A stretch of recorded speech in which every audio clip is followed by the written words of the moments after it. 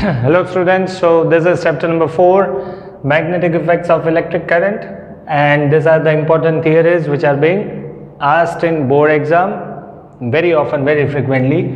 The first one is Lorentz force, second one is force between two parallel long current carrying wires, moving coil galvanometer, that means construction and principle, difficulties in using galvanometer as current measuring device, what is ammeter, from how to make ammeter from galvanometer, voltmeter, what is current sensitivity and voltage sensitivity, right? So these 5 theories are very important. Let us discuss all these theories one by one. We'll start with Lorentz force. Okay, fine. Lorentz force, actually Lorentz force means it is a formula to calculate the total force in presence of both electric and magnetic field. That means suppose a charge, a positive charge Q is moving in presence of both the fields, electric field and magnetic field, then the net force acting on the charge will be the vector addition of electrical force as well as magnetic force. The sum of electric force plus magnetic force is equals to Lorentz force. Clear? That means suppose a charge Q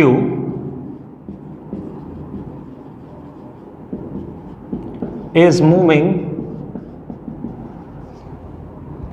with a velocity v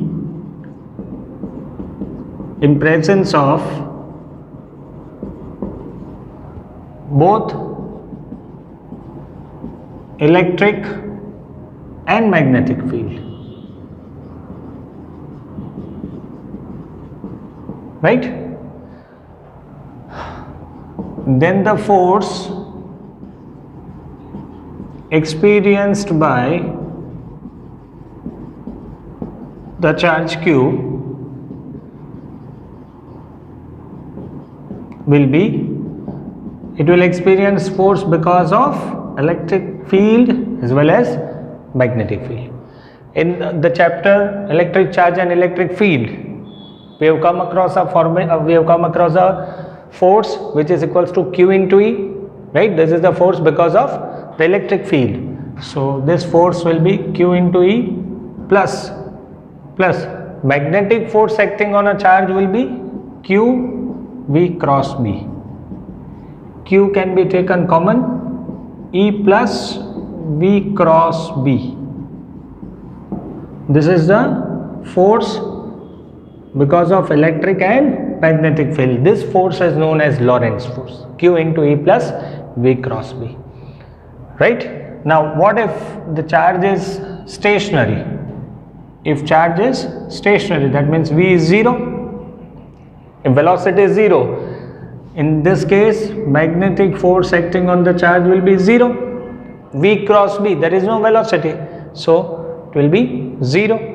So then the force will only be due to electric field, fine. And another case, if charge enters the magnetic field parallel to it, that is if V is parallel to B. If V is parallel to B, that means both velocity and magnetic field are in same direction. That means suppose magnetic field is in this direction, a charge particle also moves in the same direction. So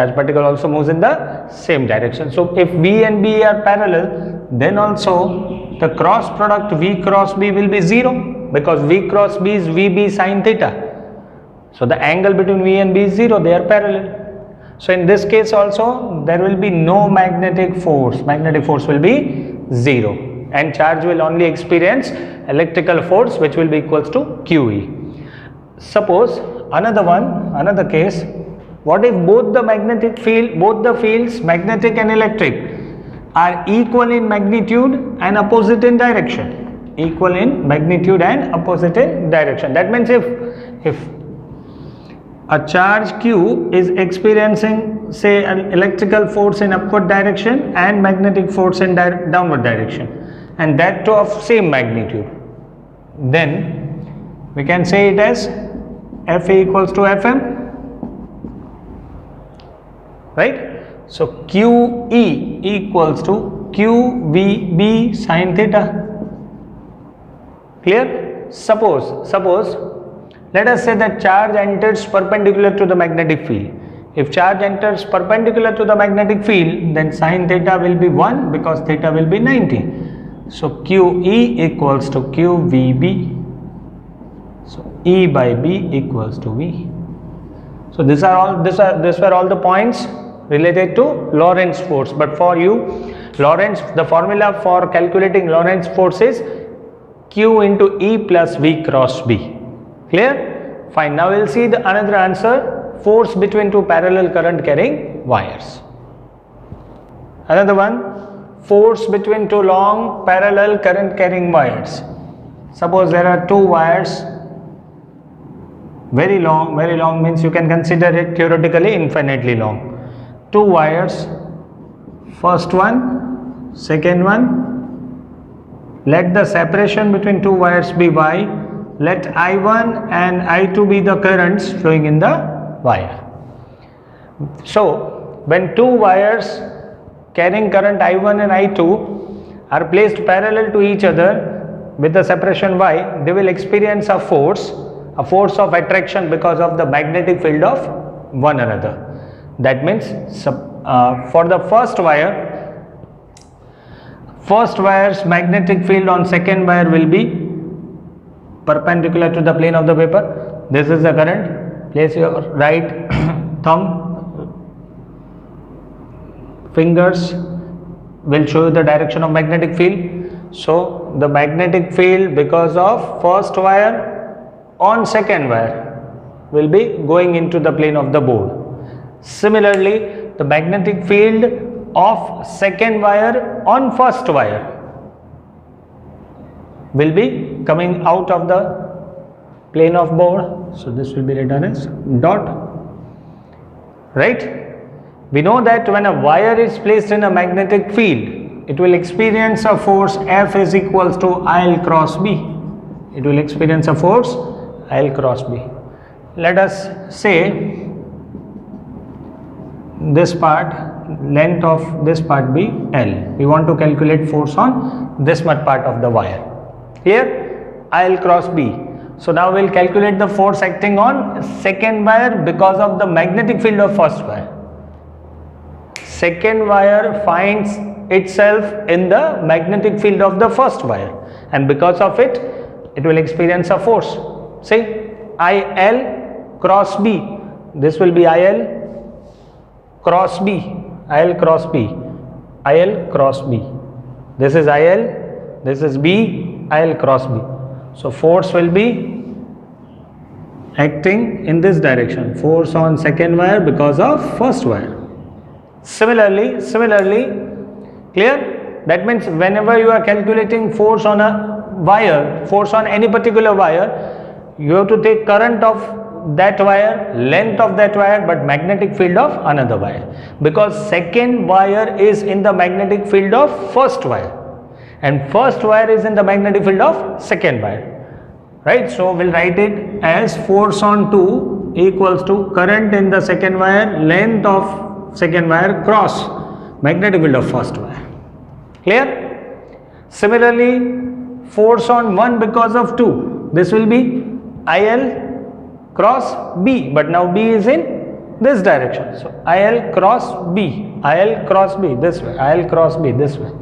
So this is force on first wire because of second. Clear? Clear? So forces are acting in this direction, that means opposite direction. That means when two wires carrying current in same direction will experience a force of attraction, and if the currents are in opposite direction, they will experience a force of repulsion. This might be asked as MCQ. When two parallel current carrying wires, when currents are passed in the same direction, they will experience a force of attraction. Clear? Fine. How much is the force? Let us calculate with this formula. I2L B1 L cross B. L is in this direction, B1 is in this direction. That means the angle between L and B1 is 90. So here it will be sin 90. We'll just consider the magnitude, right? This now. So F2 will be equals to I2L B1. Now this will be equals to B1 will be mu 0 I1 upon 2 pi y. This is the formula to calculate the magnetic field for an infinitely long straight long conducting rod, right? Infinitely long wire. For that, magnetic field is mu 0 I by 2 pi r. Clear? So finally, force on second wire because of first wire will be magnitude wise mu 0 I1 I2L upon 2 pi y. Clear? Similarly, if you have been said to calculate force on first wire because of second wire, so this will be current of first wire. Let us take the length same as that of second wire. Let it be L. But now magnetic field will be because of second wire. Here, this is how we will calculate force on first wire because of second. So this will be again I1 L B2 sin 90, because again in this case also L is in this direction, magnetic field is in this direction. This is L, this is magnetic field, so they are perpendicular to each other. So this will be sin 90.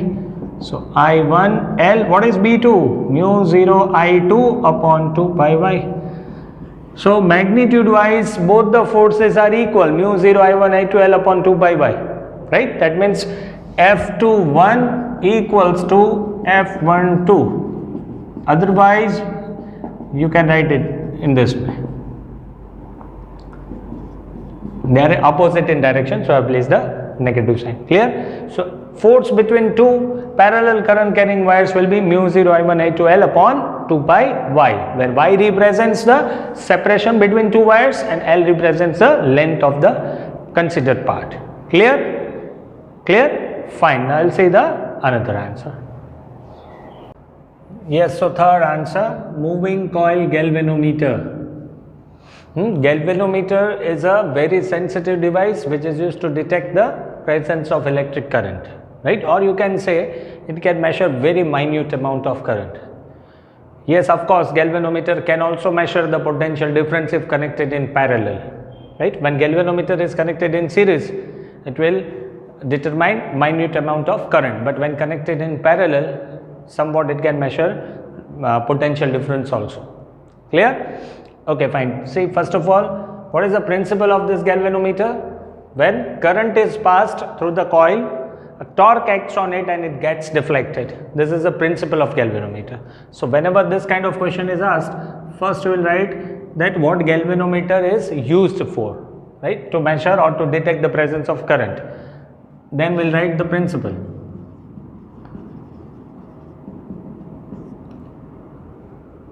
When current is passed through the coil, torque acts on it and it gets deflected. Clear? This is the principle. Now let us understand the construction. Construction is important, right? Okay. Say, take two concave shaped magnets, right? Take a rectangular coil having certain turns. Let n be the number of turns. Two concave shape we have taken magnets, a rectangular coil with n turns. Spring is wound. Spring is to produce restoring torque, right? You will understand this. And a soft iron ring is wounded around it Why soft iron ring is wounded? We'll understand it in the working. And the pointer is attached. This is how. So now here in this coil you have to pass some current, right? So when current is passed through the coil, torque will act on this coil and it will get deflected, and along with it pointer is attached, so pointer will also get deflected.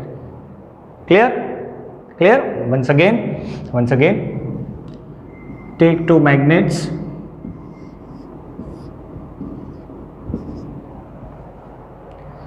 take a rectangular coil where you will pass the current, let it have n number of turns. You have to pass current in this coil, right?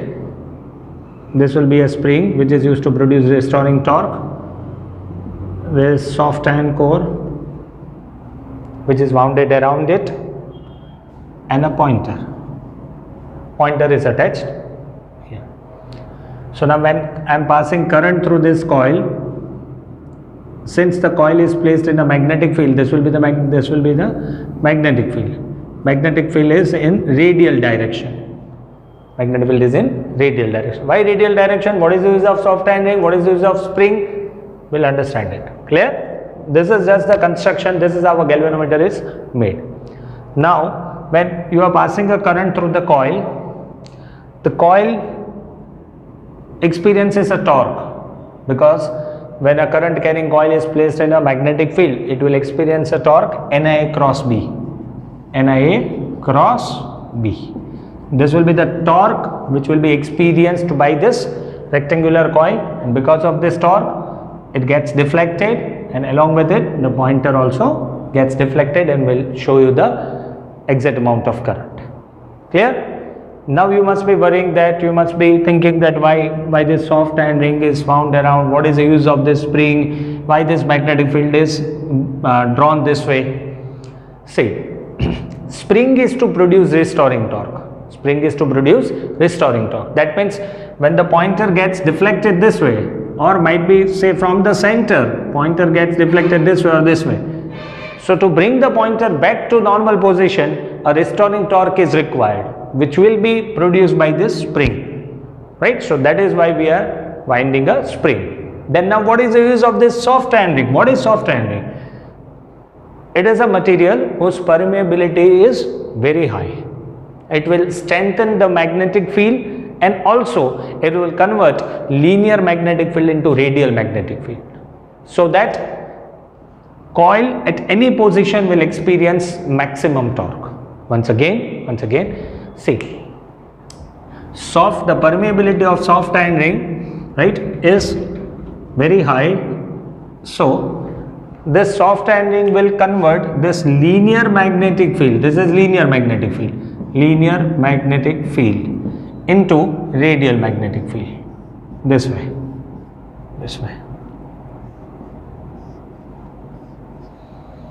Right? So if see, coil is in this position presently, suppose, right, this will be the area vector means the outward normal. So this will be the effective magnetic field B, this will be the area. So angle between B and A will be 90. So torque is NIAB sin theta. So sin 90, that means torque will be maximum. Because of this torque, suppose the coil rotates in this direction. Suppose the coil has deflected in this direction. So then this will be the effective magnetic field. This magnetic field, this area vector, again the angle between B and A will be 90. B and A will be 90. So coil will again experience maximum torque. This is the main use of soft iron ring, right? It will convert this magnetic field, linear magnetic field, into this kind of radial magnetic field. So coil, even if it gets deflected in any of the position, torque acting on the coil will be maximum. So by chance in this question, or in this question based on this topic, if they have not given theta, then always take theta is 90 in this particular topic, or for this particular topic. Clear? So linear magnetic field gets converted into radial magnetic field because of soft iron ring. That is why we have wounded soft iron ring. Clear? Fine. So the torque which deflects the coil, that is known as deflecting torque, which is NIA cross B. But we have seen here that the angle between A and B will be 90. So deflecting torque will be NIAB sine 90. This is NIAB. Once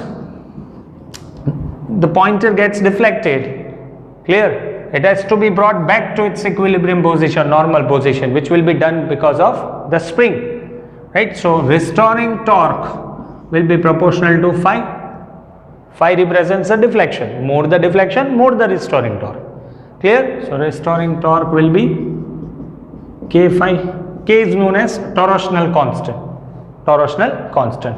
In equilibrium, both these magnitudes will be same. That means NIAB will be equals to K phi. So phi by I is equals to NAB by K. Phi by I is known as deflection per unit current or current sensitivity. Current sensitivity means a device, the property of the device to measure the smallest value of current. That is known as current sensitivity. And unit will be deflection per ampere, or you can say radian per ampere. Clear? Clear? So whenever the question for moving coil galvanometer is being asked, first we will make them understand what is galvanometer, what galvanometer is used for, what is the principle, what is the construction of galvanometer, and this formula. Clear? We'll switch on to next answer. Okay, this question, difficulties in using galvanometer as current measuring device. Might be you will not find this question, so I've written the page number 164 of your textbook, right side, beside the diagram, or means in your book it has been given as okay, fourth one, difficulties in using galvanometer as current measuring device. Many of you will not find the question in your book, that is why I've written the page number 164. It is beside the diagram of galvanometer. That means in your book it is given as why galvanometer cannot be used as ammeter for measuring current. Both the questions means the same. Okay, see, we'll understand this with the help of a diagram. Suppose battery of voltage V, a resistor, galvanometer, right? Suppose this is the diagram or a simple circuit. I want to measure the current which is flowing from this battery with the help of galvanometer, right? Suppose if the galvanometer was not connected, then we'll find the current with the formula V by R. Let us take the value of V as 10 and R as 2, suppose. So your current will be 5 ampere. Clear? So the same current I want to measure with the help of a galvanometer, right? So I'll place galvanometer in series, right? Okay, because in series current will remain the same. I know galvanometer will not be able to measure this value, but it's okay. Let us take this value as, 20. So this will be 0.5 ampere, right? So galvanometer reading should be 0.5 ampere. For that I will place galvanometer in series to the circuit, that means series to R, because in series current remains the same. This was 10, this was 20, right? But the problem that arises that galvanometer will never read 0.5 ampere, it will read somewhat less than 0.5. The reason is, as galvanometer itself is a device which is made up of wires, and wires will have some resistance. So of course galvanometer will have some resistance of its own. Suppose we'll take the resistance of galvanometer as phi. So now the current which will be measured by galvanometer will be V by R plus G. So that will be 10 by 20 plus phi, that will be 10 by 25. Clear? That will be 2 by phi. 0.4. So this value does not match with the exact value. So when you are using galvanometer in series to measure the actual value of current, the problem that arises is galvanometer itself has some resistance and this resistance gets added up. This is the first difficulty that you will have to write in your exam, that you don't have to draw this diagram, you don't have to put these values, this is just to explain you. You just have to start this way, that when you are placing galvanometer to measure or to detect the current, since galvanometer itself has some resistance which will be added up in the circuit and the true value of current will not be found. Second point, galvanometer is a very sensitive device, right? So if by chance more amount of current passes through galvanometer, the wires of the galvanometer might get burned off, right? That means a minute amount of current will also show full scale deflection. Full scale deflection means, if this is galvanometer, the pointer of galvanometer, just a few milliampere or microampere of current will show full scale deflection. That means the pointer will go here. Clear? So it's a very sensitive device. More amount of current, if it is being passed through the circuit, the wires of galvanometer will get burned off. So these are the two main difficulties that are arising when you are using galvanometer as current measuring device. First one is, galvanometer itself has its own resistance which will be added up and the total or the actual current will be somewhat less, or the galvanometer will read a current which is less than the actual amount. Second point, galvanometer is very sensitive device. A minute amount of current will also make a full scale deflection on galvanometer, right? So if by chance, if more current passes than the predetermined value, galvanometer might get burnt off. Clear? These are the two difficulties. Yes, of course, the difficulties can be overcome if. See, I just want two things. The first one is, the resistance of galvanometer should not be added up, and the second one is, more current should not be passed through galvanometer, right? For that, if I am connecting a very low value resistance parallel to galvanometer, that means this was your galvanometer, let G be the resistance of galvanometer. Suppose in parallel to this I have connected a resistance which is having a value very less. A low value resistance when connected in parallel to galvanometer, this is known as shunt. Shunt is a resistance, low value resistance connected in parallel to galvanometer. By placing the shunt parallel to galvanometer, both the difficulties can be somewhat overcome. See, the first one is, now both the resistors are in parallel, so equivalent will be R1 into R2 upon R1 plus R2. So of course this will be less than the actual value of G, right? The first difficulty which we were facing is, galvanometer has its own resistance which was being added up in the calculation, right? So I have placed a low value resistance in parallel to galvanometer, so the parallel combination of resistance will be less than G, right? Clear? Even though I can never make the resistance of galvanometer as 0, that's an ideal case. Clear? Another one, the resistance of shunt is so selected that it should be less than the resistance of galvanometer. So by chance, if current increases here, majority of the current will pass through shunt, because current will always prefer a path which offers least resistance. So out of galvanometer and shunt, the resistance of galvanometer is high than that of shunt. So more current will pass through shunt. So current passing through galvanometer will be less. So there are no chance that galvanometer might get burn off. Clear? Okay, we'll derive the formula of shunt, but this combination, galvanometer in parallel to shunt, this is known as ammeter.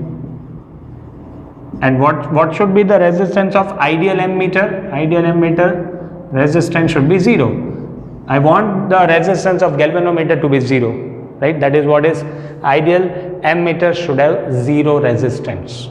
Clear? Fine. Now the formula to calculate shunt is not given in your syllabus, but it's okay, we'll derive this formula. take a look, apply KVL over here. First of all, total current I is divided into two parts, IG plus IS. IG plus IS. We'll select a loop A, B, C, D, A. We'll go in this manner. Minus GIG, G is the resistance, IG is the current, right? And whenever you are moving in the direction of current, the drop will be considered negative. Plus, now you are moving this way. Current is in this direction, so you are moving opposite to current. So it will be plus SIS equals to 0. So GIG equals to SIS. So shunt is equals to GIG upon IR. Clear? Still there are many concepts like how then galvanometer will read the actual value of current, right? What is multiplication factor, but it's not been given in your book, so we'll not discuss it. IS can be written as I minus IG. This is the formula to calculate shunt. Clear? Clear? I'll continue a bit and I'll explain you the next answer, that is what is current sensitivity, what is voltage sensitivity, what is ammeter and what is voltmeter. See? Clear? Okay, now we have seen that in the previous answer, 5 by I, this is NAB by K. This was known as current sensitivity, right? The deflection produced per unit current. When 1 ampere of current is passed through ammeter and the deflection produced is known as sensitivity, current sensitivity. Here unit will be radian per ampere. Okay.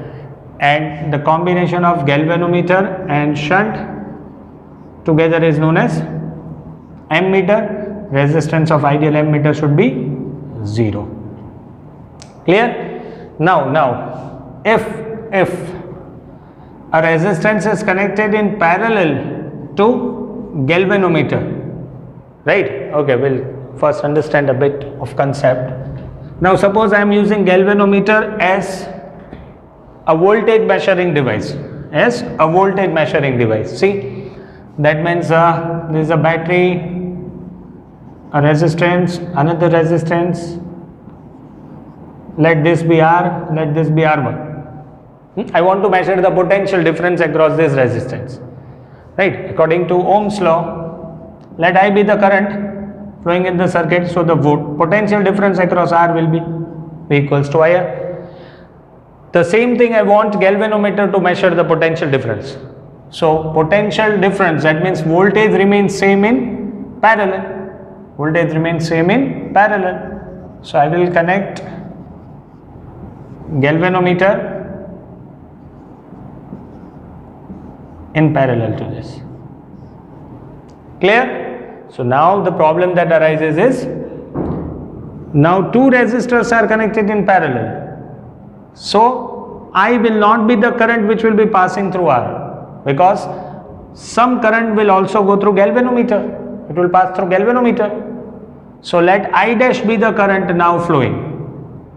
Right, so the drop across R will be now I dash into R. This is not the actual drop. Actual drop should be I into R. This happens because current gets divided over here. Right?